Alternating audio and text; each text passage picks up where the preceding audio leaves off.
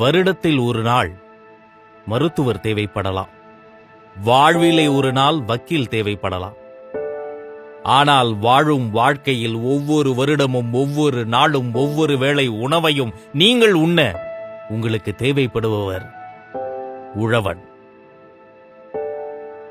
பெரிய நஷ்டம் வரும் என தெரிந்தும் பொண்டாட்டி தாலியை அடகு வைத்து மானியத்தை நம்பாது மண்ணை நம்பி தொழில் செய்யும் ஒரே மனிதன் உழவன்.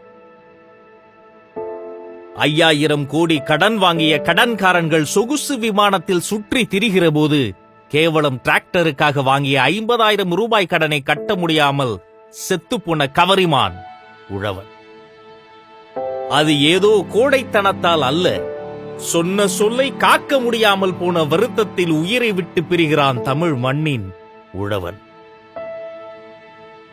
1 கிலோ அரிசியை நாம் கடையில் வாங்க வேண்டும் என்று சொன்னால் 2 கிலோ நெல்லை இயந்திரத்தில் கொட்டினால்தான் அது 1 கிலோ அரிசியாக உருமாறும். 1 கிலோ அரிசி 60 ரூபாய். அப்படி என்றால் 2 கிலோ நெல்லை விவசாயியிடம் இருந்து என்ன விலைக்கு வாங்க வேண்டும்? எந்த விலைக்கு வாங்க வேண்டுமோ அதை விட பல மடங்கு குறைந்த விலைக்குத்தான் வாங்குகிறார்கள் வியாபாரிகளும் அரசாங்கமும். ஒரு பொருளை உற்பத்தி செய்யும் விவசாயி என்னும் உற்பத்தியாளனும் அதனால் லாபம் அடையவில்லை. அதை வாங்கி உண்ணும் கடைசி நுகர்வோரான பொதுமக்களும் அதனால் லாபம் அடையவில்லை. அப்படியானால் எங்கே செல்கிறது பணம்? என் தாயும் தந்தையும் என்னை பெற்றெடுத்த போது வெறும் 3 கிலோ எடையுள்ள சிறிய உருவமாக தான் என்னை பெற்றெடுத்தார்கள். இன்று இவ்வளவு பெரிதாய் அழகாய் நிமிர்ந்து நிற்கிறேனே, நான் யார்? ஒவ்வொரு நாளும் ஒவ்வொரு வேளையும் நான் உண்ட உணவுதான் எனது ரத்தமாய் நாடியாய் நரம்பாய் சதையாய் ஆற்றலாய் மாறி இன்று நானாக மாறி உங்கள் முன்னால் பேசிக் கொண்டிருக்கிறது. நம்மையெல்லாம் ஆளாக்கி அழகு பார்க்கும் 2ஆம் தாய் இந்த உழவன். கிறிஸ்துமஸ் கிறித்தவர்களின் பண்டிகை, ரம்ஜான் இஸ்லாமியர்களுக்கு, தீபாவளி இந்துக்களின் பண்டிகை. ஆனால் உலகில் உணவு உண்ணும் ஒவ்வொருவரும் போற்றி புகழ்ந்து கொண்டாட வேண்டிய ஒரே பண்டிகை உழவர் திருநாள் பொங்கல். இந்த பொங்கல் திருநாளிலும் வாழ்த்து சொல்லி பட்டிமன்றம் பார்த்து திரைக்கு வந்து சில மாதங்களே ஆன புத்தம் புதிய திரைப்படம் கண்டு கழித்து உண்டு உறங்கி பின்பு மீண்டும் அடுத்த நாள் வேலைக்கு சென்று புலம்புவதா பொங்கல்? வீட்டுக்கு ஒரு மரம் நடச் சொன்னார்களே, நாம் வீட்டுக்கு ஒரு விவசாயியை தத்தெடுத்தால் என்ன?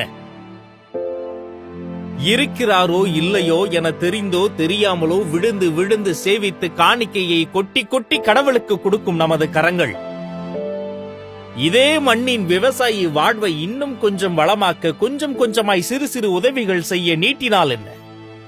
அரிசியில் உருவாகிய இட்லிகளை எல்லாம் 1.25 கோடிக்கு விற்கும் போது அந்த அரிசியை நெல்லாக்கி கருவாக்கி உருவாக்கி தந்த விவசாயினுடைய வாழ்வை நசுக்கிக் கொண்டிருக்கும் விவசாய கடன்களை கொஞ்சம் தள்ளுபடி செய்தால் என்ன? மண்ணின் ரத்தம் நதி தாமிரபரணி, வைகை, பாலாறு, காவிரி என வெள்ளி ரத்தமாய் பாய்ந்தோடிய தமிழ்நாட்டு ஆற்று படுகைகளில் இன்று நீரும் ஓடவில்லை, ஆறும் ஓடவில்லை. ரப்பர் டயர்களோடு மணல் கொள்ளை அடிக்கும் லாரிகள் ஓடிக்கொண்டிருக்கிறதே, இதை தட்டி கேட்டால் என்ன?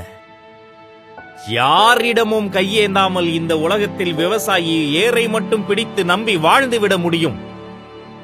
ஆனால் உணவுக்காக விவசாயி இடத்தில் கையேந்தி நிற்காமல் இந்த உலகத்தில் யாரேனும் ஒரு நாள் ஒரு பொழுது வாழ்ந்துவிட முடியுமா?